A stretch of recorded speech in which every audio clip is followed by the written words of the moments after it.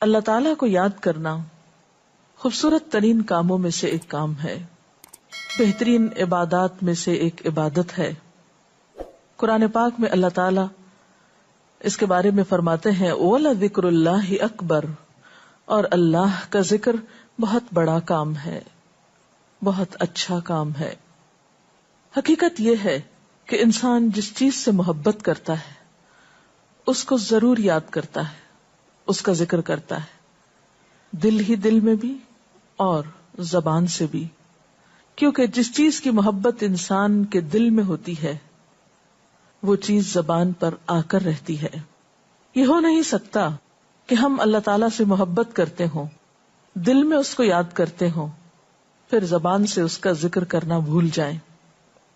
ذکر الہی تو بندہ مومن کی زندگی میں غیر محسوس طریقے سے شامل ہو جاتا ہے، اس کی اس طرح عادت ہو جاتی ہے کہ انسان اٹھتے بیٹھتے چلتے پھرتے تنہائی میں سب کے بیچ میں بیٹھ کر اپنے رب کو یاد کرتا رہتا ہے، دل ہی دل میں یا زیر لب وہ اپنے رب کو کسی حال میں بھی نہیں بھولتا۔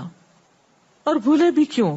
اس لیے کہ اس کی ذات پر رب کے احسانات ہر ایک سے بڑھ کر ہیں، اس کی نگاہیں ہر طرف رب کے کمالات دیکھتی ہیں، وہ ہر طرف رب کی نعمتوں کو دیکھ کر سرشار ہوتا رہتا ہے۔ وہ جس طرف بھی نظر اٹھاتا ہے وہیں اس کو رب کی قدرت اور تخلیق نظر آتی ہے، اپنے سامنے، دائیں بائیں، اوپر نیچے، ہر طرف زمین آسمان، جو کچھ بھی بنا ہوا ہے، جو کچھ بھی پھیلا ہوا ہے، وہ سب اس کے رب کا بنایا ہوا ہے۔ پھر وہ اس رب کو کیسے بھلا سکتا ہے؟ قرآن پاک میں اہل ایمان کو ذکر کرنے کی تلقین کی گئی ہے۔ اللہ سبحانہ و تعالیٰ فرماتے ہیں فَاذْكُرُونِي أَذْكُرْكُمْ، تم مجھے یاد کرو، تم میرا ذکر کرو، میں تمہیں یاد کروں گا۔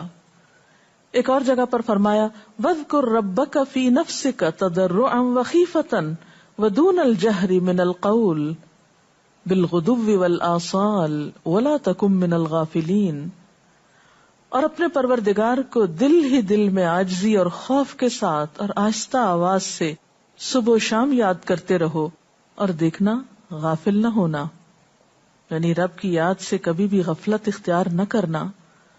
ایک اور جگہ پر فرمایا وَاذْكُرُوا اللَّهَ كَثِيرًا لَعَلَّكُمْ تُفْلِحُونَ، اور اللہ کا ذکر کرو کثرت کے ساتھ، بہت زیادہ۔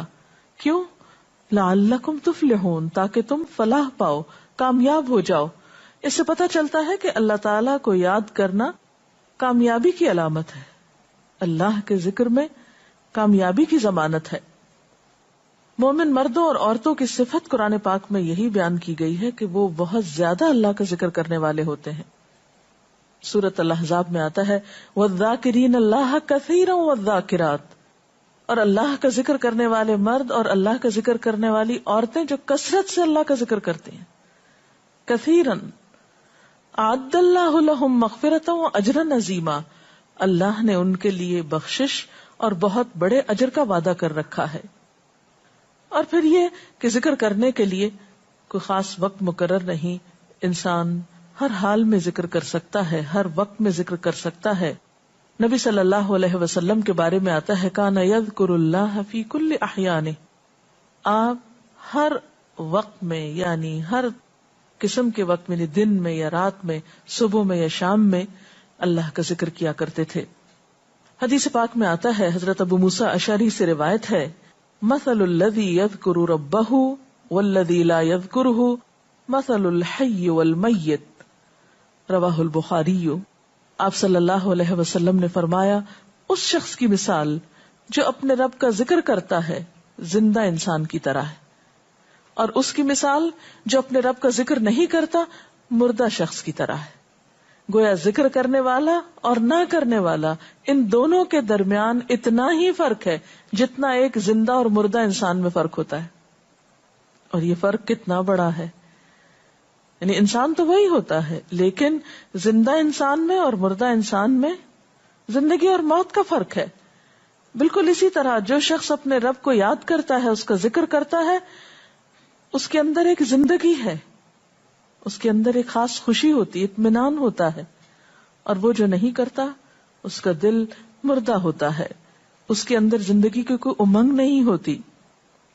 ایک اور حدیث میں آتا ہے، نبی صلی اللہ علیہ وسلم نے فرمایا، اللہ تعالیٰ فرماتا ہے میں اپنے بندے کے خیال کے مطابق ہوتا ہوں یا خیال کے ساتھ ہوتا ہوں، جو خیال وہ میرے بارے میں رکھتا ہے میں اسی کے مطابق اس کے ساتھ معاملہ کرتا ہوں، اور میں اس کے ساتھ ہوتا ہوں جب وہ مجھے یاد کرتا ہے۔ گویا ذکر کرنے والے اللہ کی مدد کے مستحق ہوتے ہیں، یعنی اللہ ایسے بندوں کے ساتھ ہوتا ہے جو ذکر کرتے رہتے ہیں۔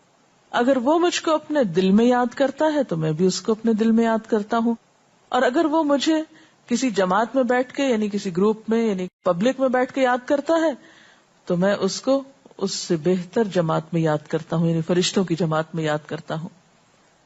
تو گویا فاذکرونی اذکرکم، تم مجھے یاد رکھو میں تمہیں یاد رکھوں گا۔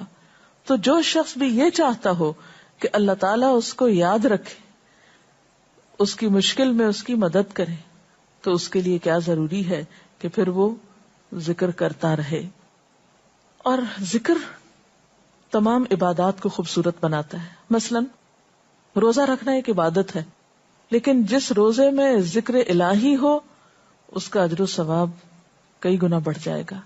حج ایک عبادت ہے بذات خود، حج کا سفر ایک عبادت ہے، لیکن اس سفر میں انسان اگر ذکر الہی کرتا رہے تو اسی حج کا ثواب کئی گنا بڑھ جائے گا۔ اور نماز تو سراسر ہے ہی اللہ کی یاد کا نام، اقم الصلاۃ لذکری، نماز قائم کرو میری یاد کے لیے۔ اللہ کے ذکر کا بہترین طریقہ ہے۔ ایک اور موقع پر آپ صلی اللہ علیہ وسلم سے جب یہ پوچھا گیا کہ سب سے اچھی نماز کس کی، سب سے اچھا روزہ کس کا، سب سے اچھا حج کس کا، سب سے اچھا مجاہد کون، تو آپ صلی اللہ علیہ وسلم نے ہر بار یہی جواب دیا کہ جو اپنے ان کاموں میں ذکر الہی کثرت کے ساتھ کرے۔ اور ذکر کرنے والے ہر میدان میں آگے نکل جاتے ہیں۔ حدیث پاک میں آتا ہے نبی صلی اللہ علیہ وسلم نے فرمایا مفردون سبقت لے گئے۔ لوگوں نے پوچھا کہ یہ مفردون کون ہے؟ فرمایا وہ مرد جو کثرت کے ساتھ اللہ کا ذکر کرتے ہیں اور وہ عورتیں جو کثرت کے ساتھ اللہ کو یاد کرتی ہیں۔ اور یہاں آپ نوٹ کر رہے ہیں خاص طور پر مردوں کے ساتھ ساتھ عورتوں کا ذکر بھی ملتا ہے۔ حضرت عبداللہ بن بصر فرماتے ہیں کہ ایک شخص نے عرض کیا یا رسول اللہ صلی اللہ علیہ وسلم، بے شک اسلام کے احکام مجھ پر بہت ہیں، یعنی ذمہ داریاں بہت ہیں، کرنے کے کام بہت ہیں، آپ مجھے کوئی ایسی بات بتائیں جسے میں اپنے لیے لازم کر لوں، یعنی میرے لیے آسان ہو اور میں پابندی سے کر سکوں۔ تو آپ صلی اللہ علیہ وسلم نے فرمایا لا یزال لسانک رطبا من ذکر اللہ، کہ ایک چیز پابندی سے پکڑ لو، اور وہ کیا کہ تیری زبان ہمیشہ اللہ کے ذکر سے تر رہے، ہر دم اللہ کو یاد کرتے رہو۔ اور یہ ایک حقیقت ہے کہ انسان کوئی بھی کام کر رہا ہو، مثلا خواتین کھانا پکا رہی ہیں، گھر صاف کر رہی ہیں، واک کر رہی ہیں، کوئی بھی کام کر رہی ہیں اس طرح کا، تو اس میں ساتھ ساتھ اللہ کی یاد کرتی رہیں، سبحان اللہ، الحمدللہ، اللہ اکبر، استغفر اللہ، لا الہ الا اللہ، ان اذکار کا ورد کرتے رہیں، تو اس میں کام بھی ہوتا رہے گا اور اس کے ساتھ ساتھ اللہ کی یاد بھی ہوتی رہے گی۔ خصوصی طور پر دو کلمات ایسے ہیں جن کے بارے میں بہترین اجر کی خوشخبری سنائی گئی۔ آپ صلی اللہ علیہ وسلم نے فرمایا کلمتان، دو کلمات ایسے ہیں خفیفتان علی اللسان، جو زبان پہ بہت ہلکے ہیں، یعنی پڑھنے میں کچھ مشکل نہیں، ثقیلتان فی المیزان، میزان میں بہت بھاری ہیں، حبیبتان الی الرحمن، رحمان کو بہت محبوب ہیں، اور وہ کیا ہیں؟ سبحان اللہ و بحمدہ، سبحان اللہ العظیم۔ چلتے پھرتے، اٹھتے بیٹھتے، کام کاج کرتے، تسبیح پڑھتے رہنا، ذکر کرتے رہنا، انسان کے دل کو جہاں اطمینان بخشتا ہے وہاں اس کے کام کو آسان بھی کر دیتا ہے، اور اللہ کی مدد بھی ساتھ ہوتی ہے۔ اور قرآن پاک میں ایسے لوگوں کے لیے خوشخبری ہے، الا بذکر اللہ تطمئن القلوب، سنو اللہ کے ذکر سے دلوں کو اطمینان ہوتا ہے۔ اور ویسے بھی میزان میں بہت بھاری نیکی ہے۔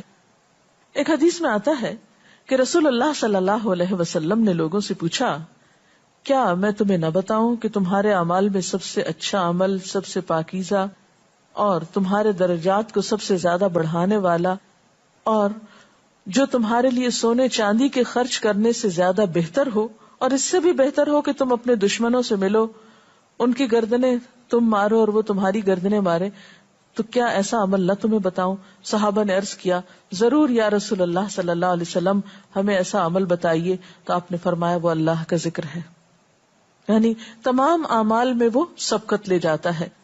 اسی طرح ایک اور حدیث میں ہے، رسول اللہ صلی اللہ علیہ وسلم نے فرمایا کہ جب بھی کچھ لوگ بیٹھتے ہیں اور وہ اللہ کا ذکر کرتے ہیں، یعنی کسی مجلس میں اکٹھے ہو کر بیٹھتے ہیں، تو اللہ کی رحمت ان کو ڈھانپ لیتی، ان پر سکینت نازل ہوتی ہے.